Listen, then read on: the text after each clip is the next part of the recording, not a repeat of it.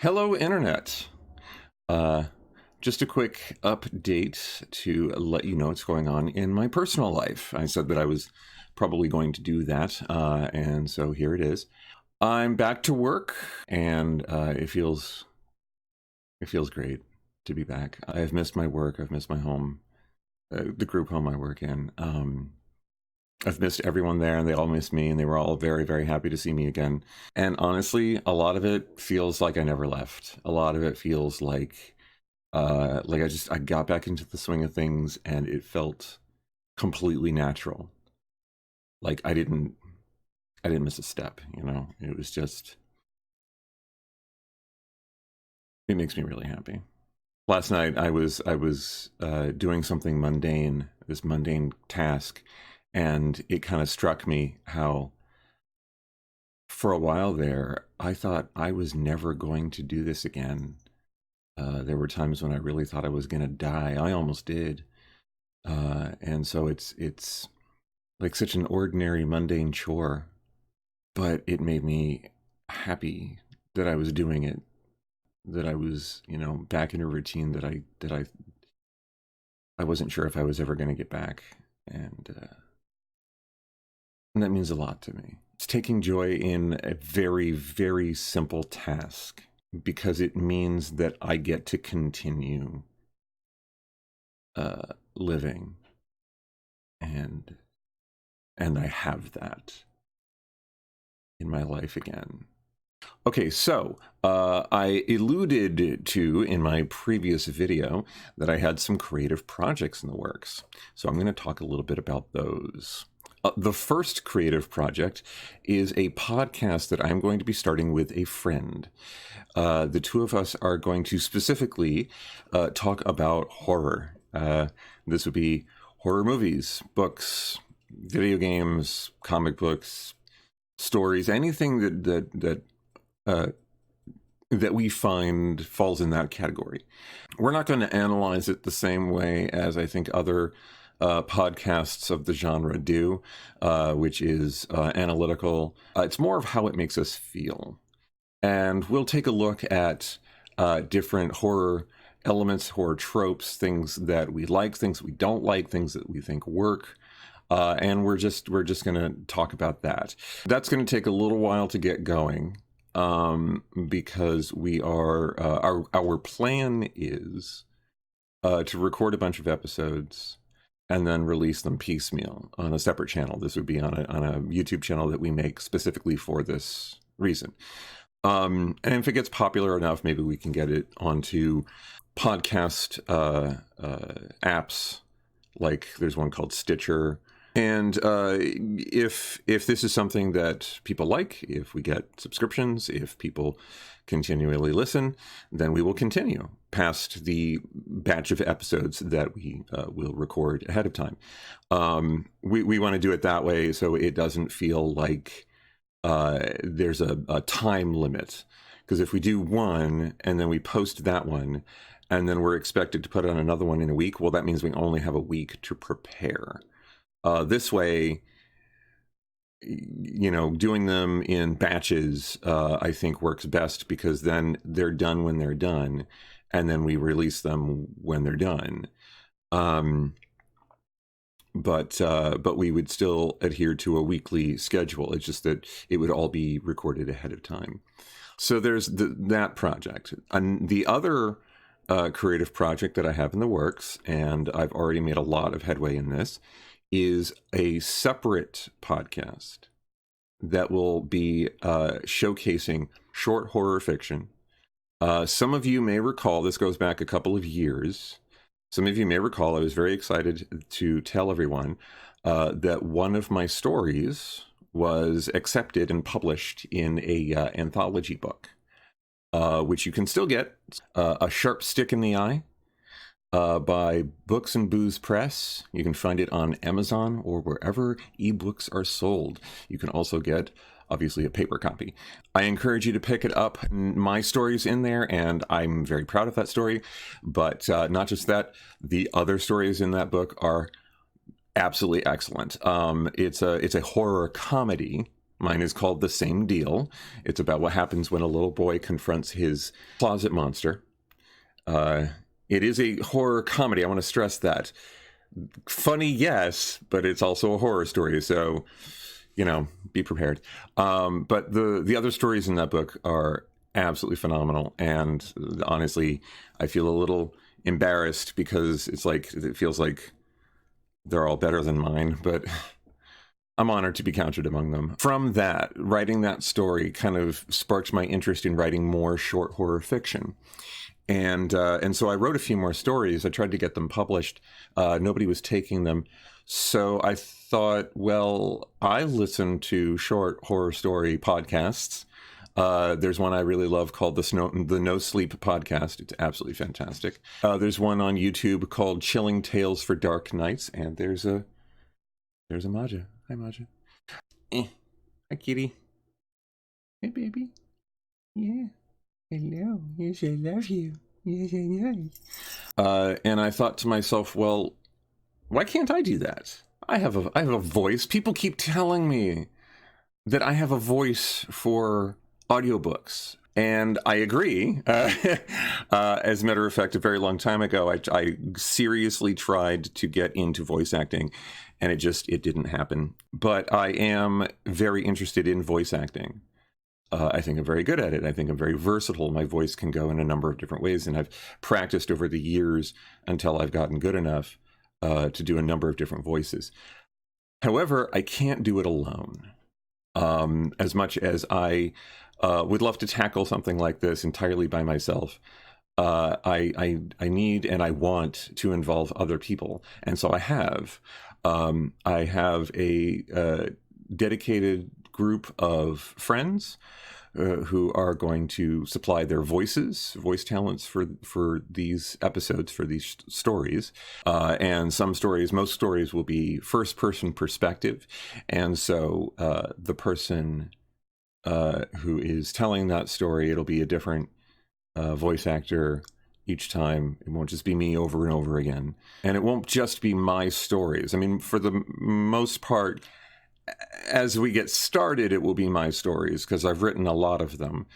But over time, I will open it up to other people who maybe they want to, again, like with the horror discussion podcast, this will be something where we produce a season of episodes ahead of time.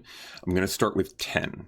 Two stories per episode, 20 stories in all. And I'm guessing that each episode would run about an hour, maybe a little bit longer. We are going to produce all of those ahead of time and then release an episode a week for 10 weeks. So we've gotten started. One episode is in the bag. I'm not going to tell you what stories are in it. Well, okay, I will say that The Same Deal is in the first episode. The reproduction rights for that story was released back to me because the contract I signed was for 1 year with Books and Booze Press. So I can now republish that elsewhere, and this counts as republishing. The Same Deal will be in the first episode along with another story. Both are kind of funny intentionally. I wanted to kind of start off on a light note, but my stories do get, they run the gamut. Some are sad, some are scary, some are deeply disturbing. So listener beware. Just saying. So one is in the bag, and then we are going to move on from there, and it's probably going to take a while. Don't expect any episodes anytime soon, but we are working on it, and I did want to say, because I'm excited for this, I'm very, very excited to finally be doing something like this. I have always wanted to produce something like this, a creative project that involves a lot of people. And it's not just voices. We are going to compose original score. I've got some musician friends that are willing to jump in on that. I also have some artist friends who have expressed interest in drawing the thumbnail image that you click on. Editing, I've got somebody who is a professional editor. who has expressed interest in supplying their talents. Sound design, sound effects. Yeah, you can expect to hear some not original score, some not original sound effects. This is probably going to be like royalty-free stuff that we get off the internet. I'm not made of money. None of us are. Hi. You just going to stare at me the whole time? I love you. I love that little look she gave. I love you, baby. But yeah, this is something that I've always wanted to do. And so now, with my new lease on life, I figure, let's do it. Let's make this happen. And who knows what this will lead to. There are other things that I want to do creatively that are along these lines. And if this becomes very, very popular, if I get a lot of subscribers on YouTube, then it could lead to bigger and better projects. Who knows? Maybe someday I could afford to hire professional voice actors. That would be kind of phenomenal. I really, really, really look forward to launching this. This is very exciting. So, like I've been doing, I'm going to read some comments from the last video and respond to them. Lisa Bergerson says, wow, great news. Your people at work surely missed you, misses you a lot as well. They will be thrilled to have you back. They are, and of course I'm very happy to see them. I used to work in a group home too, almost 20 years. Wow. I quit this October after being with these people since 2001. I now work at a nursing home for people with dementia and patients in palliative care. I just needed some change. Yeah, I understand that. I worked with low functioning teenagers in a school for the disabled, mentally disabled. And yeah, I did that for about 4 years before I got completely burnt out, and I needed a change. I really like where I am. I've been there just over 4 years, and I don't see myself leaving anytime soon. And I think that's amazing that you've been that you've worked in that kind of environment for 20 years. That's wonderful, and it's so important, I think, because I've seen a lot of turnover just in my group home, but like in the field in general, there are so many people that like they come and go. It's a revolving door of staff, and that can be really bad for the residents. They never get used to anyone, and so they stopped caring. They just kind of stop caring about who takes care of them. Why should I care? You're not going to be here for much longer. It's something where I'm very determined to stick around, to give these people somebody who they can rely on. They know that I'm going to continue to be there. And it's one of the reasons why it was so important for me to come back. And I just missed them, and they missed me. And they were so happy to see me again. And I was happy to see them, and it was great. So yeah. Wow. A lot of people who liked my singing. So I'm not gonna pick out a specific comment, but I am going to respond to all of them. Yeah, I like to sing. I think I'm pretty good at it. I'm glad people think that I have a good voice. So thank you. Jenny Thompson says, what an absolutely amazing and inspiring update. So happy that you are now drain free. Yay. Your positivity and encouragement is so warming. Thank you for being you and sharing that with all of us. You're an inspiration to many for sure. Also enjoy Christmas morning with your peeps. I also work in a group home. Wow, another one. That's great. So I know how truly special that time is with them. Wow, that's great. I really like hearing from people who work in the same field. And the people who you can always tell almost immediately, you can always tell the people who are in it because of, they really want to be there. They really want to be a positive impact on these people's lives. And the people who are just like there because they think it's easy, or because they think that it's a glorified babysitting and they're just there to pick up a paycheck. And unfortunately, I've seen more of the latter and not enough of the former. But yeah, the rare few who respect this field and the impact that we have on these people's lives, that really matters. And so, yeah, I encourage you to stick with it. Who knows? Maybe you and I both will be in it for 20 years. ourselves, and someday we'll look back on it with just nothing but great memories of how we've helped these people overcome their disabilities and live rich, fulfilling lives.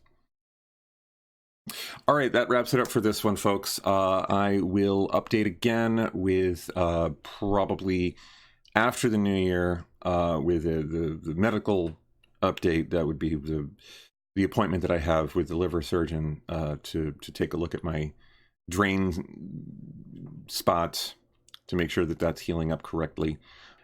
So I guess on that note, happy holidays to everyone. Have a very happy new year, and I will see you in 2020. Until next time, take care.